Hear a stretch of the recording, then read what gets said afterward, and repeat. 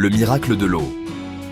Comment le Maroc, un pays semi-aride, est en train de construire une solution non seulement pour sa propre sécurité hydrique, mais aussi pour celle de l'Europe. Dans un monde où les sécheresses deviennent la norme, une nation a discrètement élaboré une stratégie de l'eau si audacieuse et si complète que l'Europe, aujourd'hui confrontée à ses propres crises, commence à en prendre note. Je veux vous montrer comment le Maroc a transformé une vulnérabilité en une force stratégique. Premièrement, les autoroutes de l'eau. Le concept est simple, mais son exécution est d'une complexité remarquable. Pendant des décennies, le Maroc a investi dans une vision à long terme, relier ses bassins fluviaux, créant un réseau national de transfert d'eau. Imaginez un système circulatoire national pour l'eau.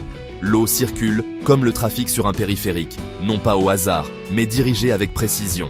Ce système permet de déplacer les surplus d'approvisionnement des régions du Nord, traditionnellement plus humides, vers les centres urbains densément peuplés et les plaines agricoles assoiffées du centre et du sud.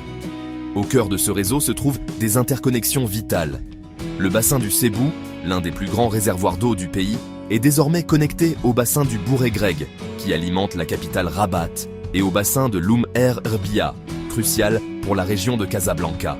Ces projets d'ingénierie monumentaux ont transformé une collection de barrages statiques, chacun servant sa propre région, en un réseau national dynamique et réactif.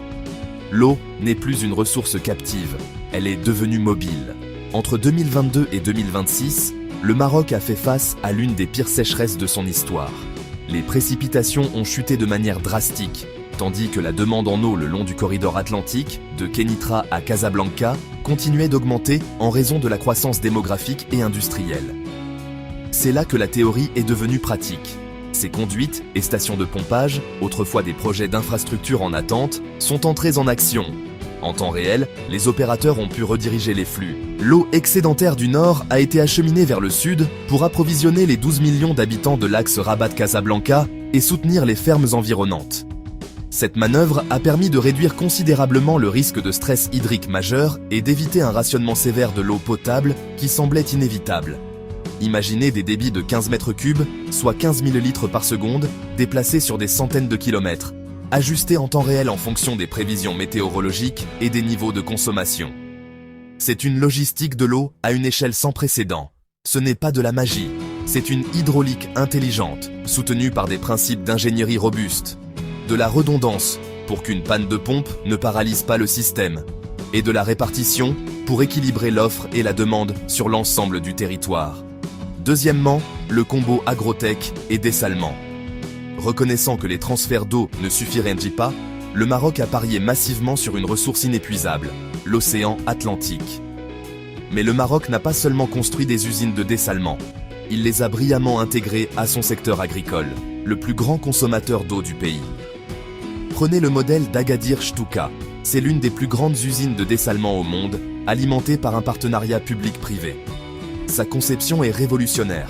L'usine ne se contente pas de produire de l'eau potable pour la ville d'Agadir.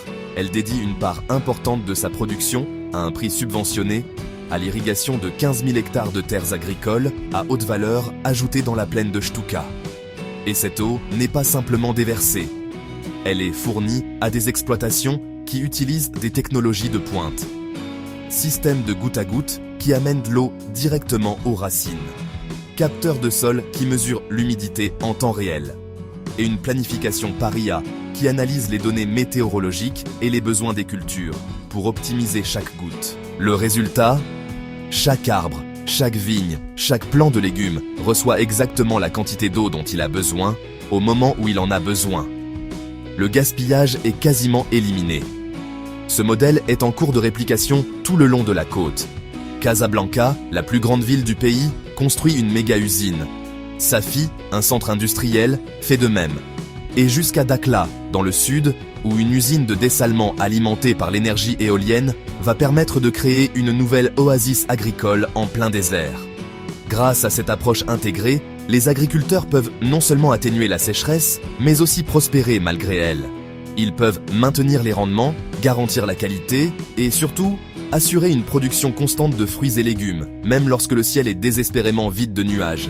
C'est le pipeline de l'eau de mer à la salade, sécurisé et prévisible. Troisièmement, le renversement de la dépendance alimentaire.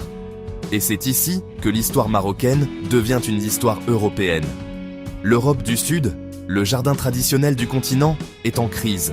L'Espagne, le Portugal, l'Italie et la Grèce connaissent des vagues de chaleur plus longues et plus intenses. Leurs réservoirs s'assèchent, leurs aquifères sont surexploités et stressés. L'Espagne, premier producteur mondial d'huile d'olive et un fournisseur clé de fruits et légumes, jongle avec des coupures d'eau et des restrictions agricoles drastiques. L'Italie, notamment dans la vallée du Pô, fait face à des défis similaires menaçant des cultures emblématiques. Pendant ce temps, les supermarchés de Berlin, Paris et Londres atteignent leur pic de demande estivale pour les produits frais. Les importateurs européens font le calcul. Ils ont besoin de volumes constants, de prix stables et, par-dessus tout, d'une eau garantie derrière chaque produit. La volatilité des récoltes en Espagne signifie une volatilité des prix et des approvisionnements pour toute l'Europe. Le Maroc, avec son eau fabriquée et gérée intelligemment, offre une alternative. Tomates, baies, agrumes, avocats, légumes primeurs. Les acheteurs européens se tournent de plus en plus vers le Maroc, non pas nécessairement parce que c'est moins cher, mais parce que c'est fiable. La fiabilité est devenue la nouvelle monnaie dans le commerce agroalimentaire mondial. La logistique est déjà en place. Des flottes de camions frigorifiques traversent le détroit de Gibraltar chaque jour, rejoignant les marchés européens en moins de 48 heures. Le Maroc n'est pas seulement un voisin agricole, il devient un partenaire stratégique pour la sécurité alimentaire de l'Europe. Pour résumer, le Maroc a bâti un système résilient basé sur des options. Il ne dépend plus d'une seule source. Il a des conduites pour déplacer l'eau de surface entre les bassins. Il a des kilowatts, de plus en plus issus d'énergie renouvelable, pour transformer l'eau de mer en eau douce. Et il a des capteurs et de l'intelligence artificielle dans les champs pour s'assurer que chaque goutte est utilisée à son plein potentiel.